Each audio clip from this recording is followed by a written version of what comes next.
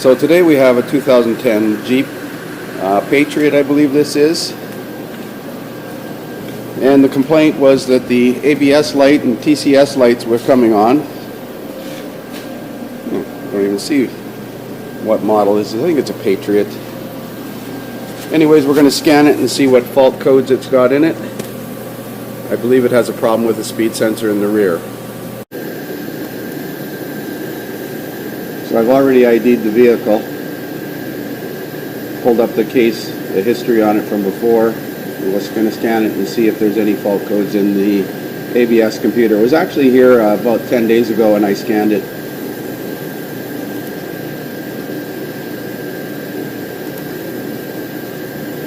I'm going to go straight into the ABS system this time. I normally do a network scan, but in this case I'm just going to check to see what's in the ABS.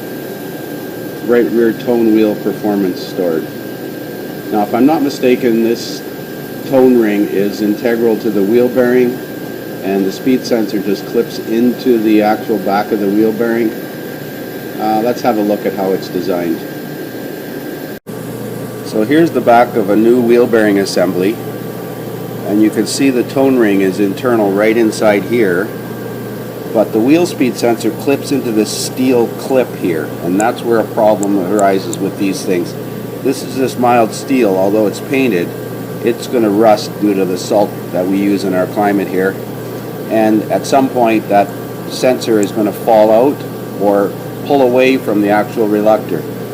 The actual magnetic reluctor is on the inside port of the wheel bearing assembly there, so it has that tendency to break down as well. So we'll have a look at it on the vehicle. So here's the vehicle underneath, and I'm trying to get this light where it's not going to interfere with the camera. There, that's a pretty good location right there.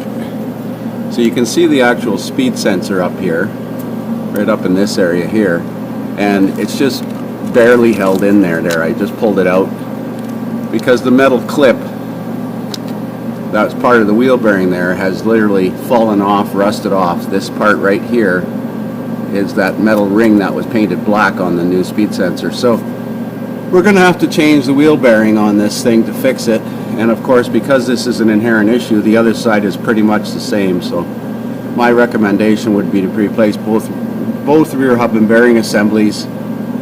This one has failed right now, and the other one's going to fail shortly after. So remove the brake caliper as an assembly because we're not doing brakes on it. The brakes are in good shape actually, other than the rotor being a little rusty here. Now the rotor doesn't want to come off because there's rust on the inboard side of the parking brake shoes. So I'm going to remove the self-adjuster plug and try and locate the self-adjuster and back-to-back parking brake shoes off so that I can get the rotor off. If you force it off of there, you probably break the hold down springs on the parking brake shoe kit. So on the right side, turn the brake rotor till it's around the 5 o'clock position. If you look in through the hole here, which is not going to be possible to see on the video here, you should see the star wheel inside there. That we're going to try and back off. Hopefully it's not seized. So I'll show you what I mean by backing it off. So turn it several turns. I'm turning this way up on the adjuster. That will back the shoes off to allow them to come back, allow the rotor to come off. Otherwise the rust ridge on the inside of this rotor will not come over the shoes here. We're going to clean that up with some sandpaper when we put it back on anyway. So next we need to remove this nut. It's a cotter pin nut, and the bolts that hold the wheel bearing assembly on are from the back side, so that's going to be, they're going to be rusty. So I could not get the cotter pin out, but I managed to knock enough of it off so that I could get this cap off, and pried it out of there with a screwdriver. I'm going to have to drill that cotter pin hole out. It's in here. I see it's cross drilled already, so I might just drill through this way and put the cotter pin in the opposite way, because this axle shaft is drilled in both directions. So we're going to raise it up and remove the wheel bearing assembly. No, I'll actually remove this nut first. A little bit of penetrating fluid might help here. Certainly can't hurt. So it's a 32 millimeter nut. You need a 32 millimeter socket. I believe that's 32, yep. And you can remove it with an impact gun. Of course, we'll have to look up the torque afterwards. There is a washer in here, so don't lose this washer. Put that with the nut. So there are 4 bolts going in from the back of the knuckle assembly here. They have 17 millimeter heads.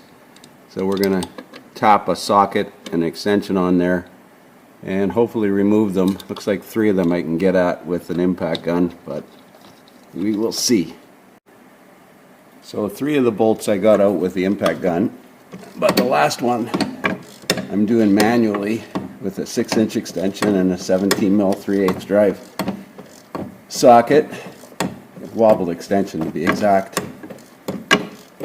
Once these 4 bolts are out, I'm going to make sure that the axle shaft slides inboard on the wheel bearing assembly, because sometimes it'll be rusted in the spline. As you can tell by the amount of rust on this vehicle, that would not surprise me. And if necessary, we're going to have to push it in with some kind of a flange and using the wheel studs to push it in, but hopefully it's going to slide in. Well, I pulled on it, it didn't move, so. Anyways, we'll pick up once I get the bolts out. So these bolts are looks like about a 12 millimeter fine thread metric. I'm going to see if I can find a couple of longer bolts to put in and use an air chisel to push on the bolts. I don't want to damage the original bolts. I don't care if I damage the threads because that's part of the wheel bearing assembly, but I want to save these bolts. So I found a couple of used head bolts to stick in there, and that'll allow me to either hit it with a hammer, or in my case I'm going to use an air chisel, push on the back of the flange. Now the parking brake assembly is going to stay there, but it's held on with these bolts, so we'll have to, hopefully the parking brake will stay attached or semi-attached to the knuckle assembly, this piece here. So initially the head bolt that I used turned out to be 11 millimeters and these bolts are 12. So I found a couple of other head bolts from, I don't know, Volkswagen or something, and I used those, managed to hammer on the inside of this hex so I didn't damage it. Now I can take it out. I've actually broken it loose. Once it starts to move, usually it comes out. So as I said, the backing plate will be stuck to the wheel bearing, but once you get it out here, there's enough room to get it off. Fortunately, this wasn't rusted on there. There's the metal reluctor retainer. You can see that it's all rotten. So that's part of the new wheel bearing, and now we just have to knock the wheel bearing out of this actual backing plate here. Should come out fairly easy. So there's a wheel bearing removed. Now all that remains is to clean up the housing, clean up this surface, the back surface of the backing plate here where the parking brake shoes are. No need to remove the parking brake shoes. Doesn't look like they're being used anyways. And put it back together again with the new wheel bearing assembly. So there's the backing plate cleaned off, this piece cleaned off with a Rolllock sanding disc. It's very important that when you install this wheel bearing, you install it with this clip facing the front of the vehicle, facing up and towards the front of the vehicle, because that's where the speed sensor clips into. And we're ready to reassemble. A little bit of never sees on everything to encourage it to come apart again if it has to in the future. So I found it easier to install the wheel bearing into the backing plate assembly and then push the backing plate and everything on there. I tried it the other way around and it was nearly impossible to get everything lined up. So put the wheel bearing into the backing plate, parking brake assembly, and then slide it up into place. Put the fasteners in from the back. So there's the bearing installed. These back bolts here are 77 foot-pounds, and the axle nut on the front is 181 foot-pounds when we get around to that. Now the next challenge is to put this wheel speed sensor back in. You can see the sensor, it just clips into the metal clip, and it has to be installed with this piece here facing the actual wheel bearing, so it goes in I'm going to have to double check that, but I'm pretty sure it goes in like so, but I could be wrong. Maybe it does go that way. Yes, it goes that way, sorry. The flat side against the actual wheel bearing, so this side against the wheel bearing and this side against the clip. But it has to go in through this hole up here. I had pulled it out of there so that I wouldn't hit it with a hammer or anything and damage it. And as you could see, if you did not install that in the right spot, you wouldn't be able to get it into its location. Now it is a real challenge to get it in there, and I'm going to need 2 hands to do this. So there's the speed sensor installed. Pair of needle nose pliers. Push it straight in. It has to be pushed in that far, as you can see there. We're going to have to make sure it works with the scan tool before we put this completely back together again. But in my experience, that looks like it's installed correctly, so we'll finish the reassembly on the outside. So I got the right side together and I'm removing the left side now. I've got that bolt installed and I'm going to use it to hammer it out.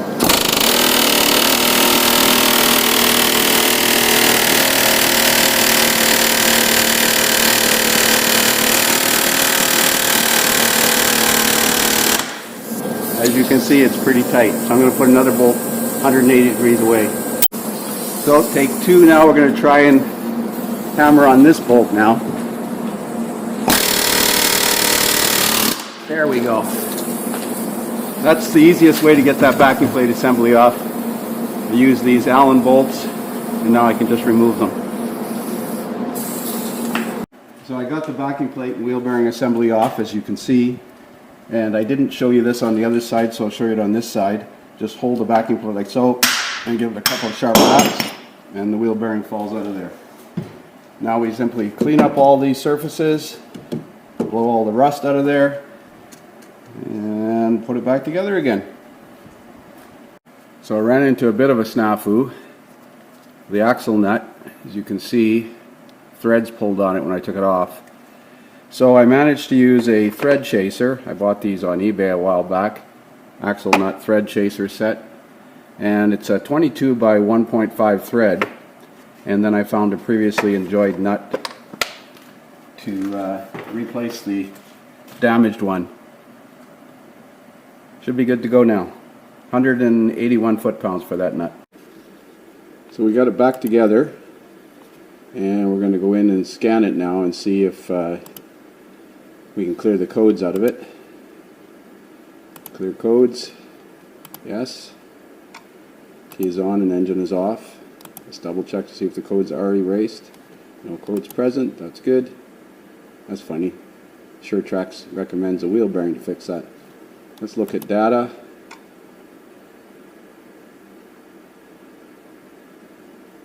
And left rear and right rear speed signals. I'm going to turn the tires. And both wheels should turn one in the opposite direction, I think.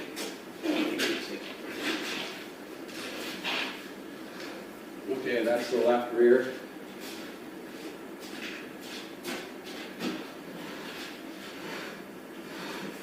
And there's the right rear. So it seems to be working. We'll take it for a road test, but I'm sure this is going to be fine now.